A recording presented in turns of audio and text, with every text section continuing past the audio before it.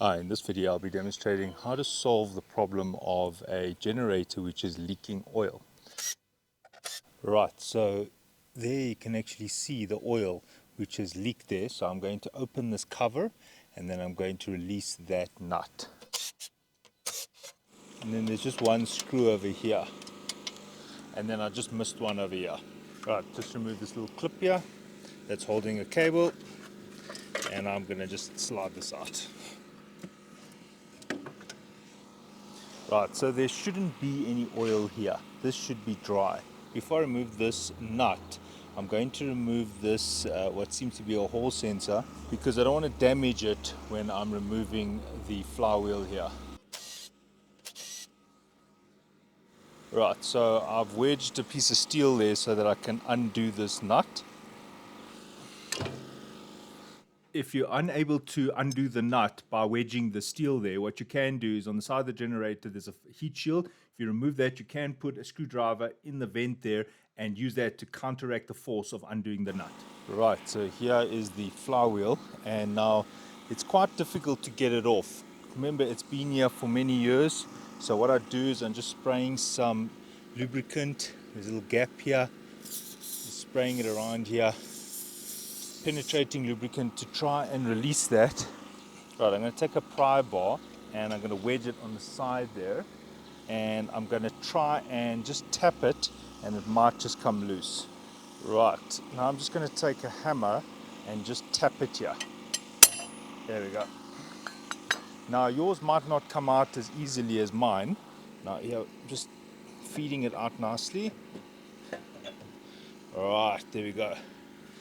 If yours isn't coming out, turn it, tap it. Turn it, tap it. Turn it, tap it. Just keep turning and tapping, and eventually it will come out. Right, so there's the seal. It's actually totally wet, drenched in oil. So I'm now going to just pop it out. Right, over here I have the new oil seal. Now to size the oil seal, on the face it says 52-35-8. In this case, if I take a vernier, the outside should be 52. Yeah, so that's 51.9. And then the inside should be 35. There we go. And then the thickness is 8. Right, so over here is the replacement. Now I just need to install it. Now in this case, I don't know if you noticed, when I pulled the seal out, it actually came out quite easily. I mean, even if you look at that, I could push it in with my hand. Very easy to get the seal in and out, which is telling me that this seal has fatigue. It was probably leaking actually on the outside. Now, just by the way, if you were struggling to get the seal out, if yours was jammed in there, you can actually screw a screw in there and one on the other side and take pliers and pull it out. So, because it doesn't matter now if the seal is damaged, because you're obviously going to replace it. So this is the old seal, and now I'm going to first clean the area. I'm just putting a little bit of thinners on a cloth, and I'm just wiping the shaft here, and I'm wiping inside here. And then I'm just wiping around here. I don't want to get any oil on my hand while I'm doing the installation. Right, so I'm just cleaning inside here, making sure that there is no oil on the side here. Just be careful not to gouge the surface here. This is the new seal. I'm actually cleaning it on the outside here because of fingers. Fingers have a bit of oil on them. As you can see, I'm just wiping it. Right, now putting it like that. Now I'm just taking a silicone sealant and I'm just going to put some on the side there. I'm basically taking glue and I'm just putting it on the side of the seal. Right, now what I'm doing is I'm just taking some wheel bearing grease. You could use oil, not a problem. And I'm just putting it on the shaft. If the seal is in the way, it's not a problem. You could just take it out. And I'm just putting a little bit of grease here on the shaft. Make sure you don't get any of the grease on the outer side. If you prefer, you could just coat the inside here with a bit of grease now. Right, but because I put it on the shaft, I'm not worried, because when I put the seal on, it will get on the inside. There we go. So note that the glue is only on the outer side while the grease or the oil is on the inner side. None of the glue must get on the inner and none of the grease must get on the outer. Now we want to get that seal in, but making sure that I offer a balanced force. So I'm just going to use this PVC pipe or this fitting, whatever suitable to mate with the seal, but not bigger than the bore. Now using a balanced force, I'm just going to tap this seal in.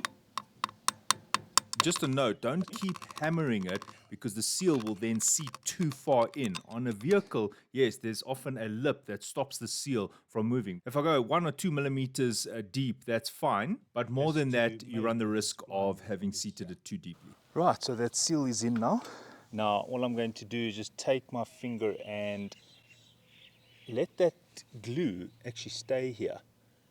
It's almost like a secondary seal. Now that has to dry for 24 hours. Right, sorry, the camera was out of focus. So here's an example of another seal which is seated, and then here's with the silicone over the seal. So I'm tapping it, just cleaning these threads, just cleaning the nut with enamel thinners so there's no oil on it. Right, I'm torquing this to 120 Newton meters. On the side of the generator, there is a shield. If you remove the shield, you can insert a screwdriver into the vent here, and then you can tighten the nut. Right, because of the vibration, I'm just putting some blue thread locker on this screw.